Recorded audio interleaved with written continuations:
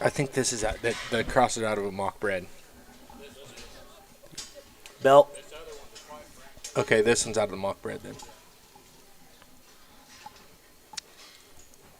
You good? Yep. Mauck Brothers coming in with lots 30, 31, and 32, a pair of crossbred boars and a landrace barra. I know the narrow belt, or I guess the more traditional belted hog there.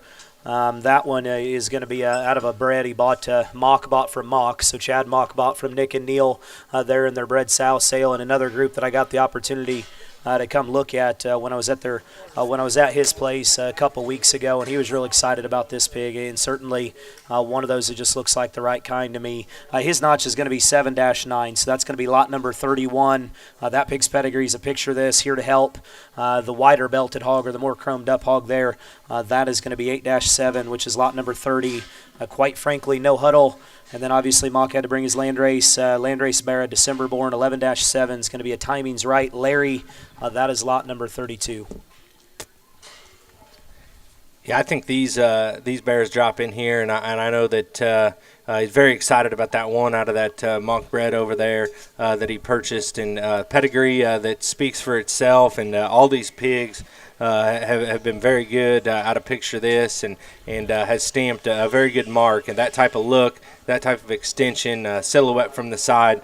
I think that particular animal right there has got a lot of potential. The wider belted one, crossbred, that bone and chest and forearm that you certainly strive to get every day in these hogs. I mean, that thing's got a big forearm. He's still cute up front. He's got a giant rear wheel, and yet still moderate in his body and his composition, but muscle and look and still extension from blade forward, I think, is very unique. I think one that comes with a lot of very, very hard pieces to put into one puzzle. And then to talk about this white down-eared one there, you get that thing going. I think build from behind, stoutness of pin set, length of hip, I think is extraordinary within that breed. That particular bear right there. I know that he's a December, that it says we just changed there at Indiana State Fair to be able to show Decembers. I know some other fairs are. That thing's size-wise fits perfect for that show, whether he's a December or January, whatever he is. That thing's proportions, build, and look, he's going to make it for the long haul. To have that at his foundation underneath, I think is awful special. That hog looks to me like he's one, too, that, I don't think you talk Indiana, but I think that thing could make Expo on the front side of stuff and be one of the really good ones. What's that? Yeah, literally, I think that's one that could go to all three of them because you start jackpotting him next week, and that hog's going to be competitive.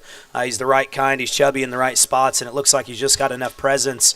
And honestly, he is, he is just a shot more moderate probably in terms of his stature. He looks like he could go for a long time. And like Brennan said, the belted hogs have got the right look. I did get to see these a couple weeks ago, and I told Chad, I said, you got a good set to bring out. These hogs have only continued to get better. That's the nice thing about doing some traveling right now. You get to kind of see how they change.